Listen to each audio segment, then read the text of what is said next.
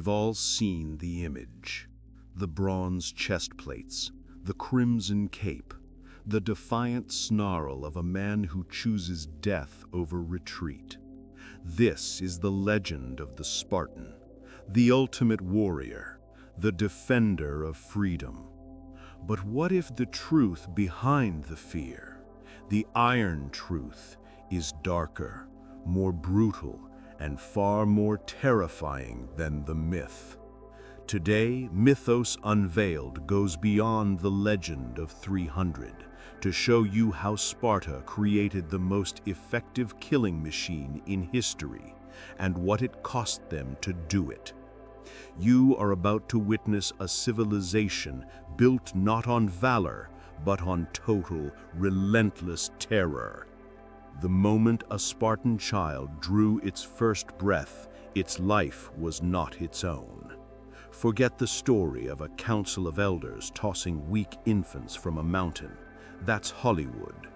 The reality was a cold, calculated judgment, not by a cliff, but by the state. If the child was deemed fit, they were taken at age 7. This was the Agoge, a forced march into inhumanity.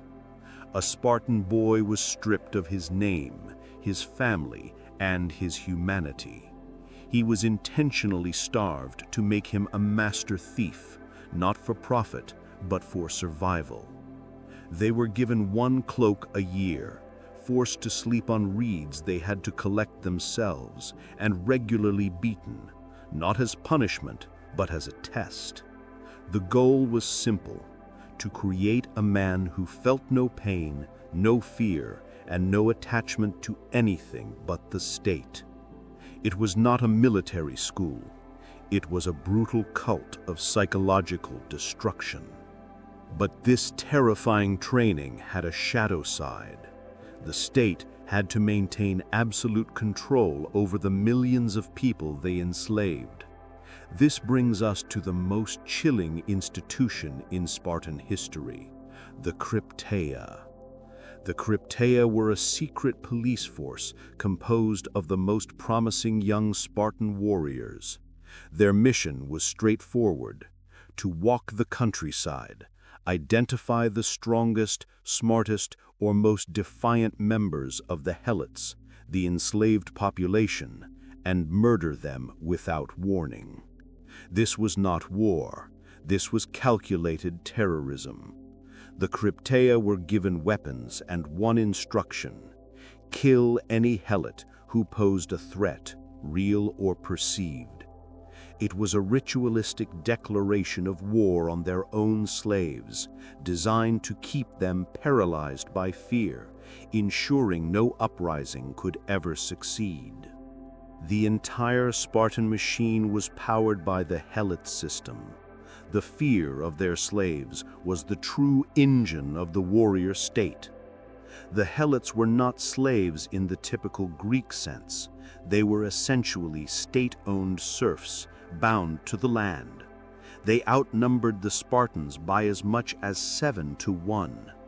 Every meal a Spartan ate, every piece of bronze they forged, every moment spent training was only possible because the Helots were doing all the work. This massive slave population was the paradox of Sparta. They were the key to the warrior state's success and the constant ticking bomb that threatened to wipe it all out. Their entire civilization was a high-wire act balanced on mass, sustained brutality.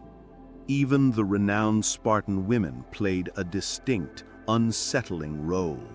They were not sheltered. They were deliberately tough, athletic, and fiercely intelligent. In fact, Spartan women had freedoms unheard of in the rest of the ancient world. They owned property, managed estates, and were renowned for their sharp wit and unyielding nature. But this wasn't about equality. It was about breeding. A Spartan woman's sole sacred purpose was to produce perfect male warriors. They famously sent their sons off with the shield and the instruction, "with it or upon it." They raised the citizens of the military state, and their loyalty was to that system above all else. They were the essential partners in the state's cold, calculated violence. The result of this brutal system was the Spartan phalanx, a wall of bronze and rage unlike any the ancient world had seen. The genius of the Spartan army was the shield. The Spartan huplin was enormous and heavy. It protected not just the man holding it, but the man standing to his left.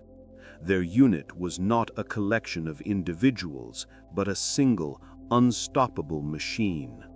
The phalanx was their ultimate triumph and their ultimate tragedy. It represented the total destruction of the individual for the sake of the collective, the perfect physical manifestation of the Agoge's training. This machine met its destiny at Thermopylae, not as 300 heroes, but as 300 masters who brought Helot fighters with them. The battle was not a romantic stand. It was a calculated, sacrificial action designed to buy time for the rest of Greece. King Leonidas and his men knew they were going to die, and their final moments demonstrated the horrifying success of the Spartan system.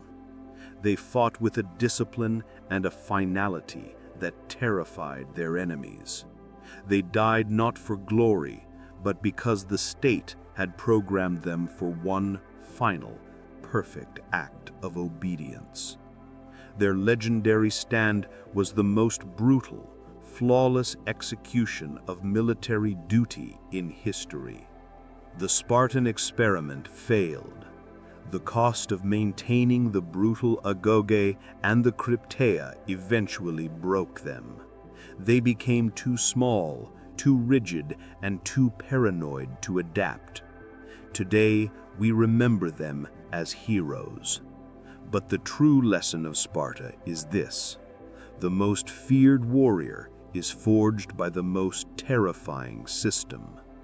They achieved military perfection at the cost of their soul.